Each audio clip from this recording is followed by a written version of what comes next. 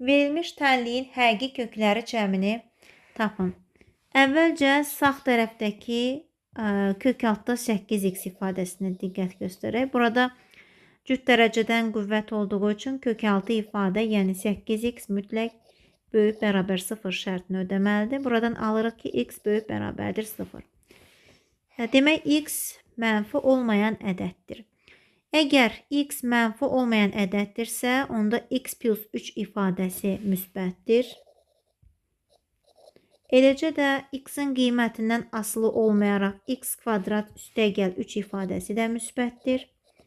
Artıq modul daxili ifadələri sadələşdirə bilərik. Müsbət olduqları üçün hər ikisini olduğu kimi çıxardırıq. Bərabərdir. Kök altda x kvadrat ifadəsi üçün yazacaq modulda x. Demək, onun üçün yazmalıyıq modulda x. Ancaq x də müsbətdirsə də modul x-dən olduğu kimi x olaraq çıxardaq. Kök altda 8x-ə dəymirik, üstəgəl 6. Bir tərəfə yığaram x üstəgəl 3 üstəgəl x kvadrat üstəgəl 3 çıxaq x çıxaq. Kök altda 8x çıxılsın 6 bərabər 0. Buradan görürəm 3-lər 6-larla islah olur. X də x-dən gedir, qalır. X kvadrat çıxaq, kök altda 8x bərabər 0.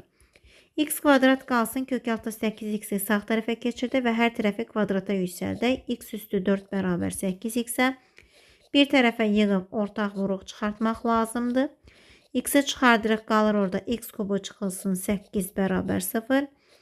Birincidən x1 bərabər 0 olur və ikincidən x2 bərabər olacaqdır 2-yə. Çünki x kubu 8-ə bərabərsə x2 olmalıdır. Demək, bir kökümüz 0-dır.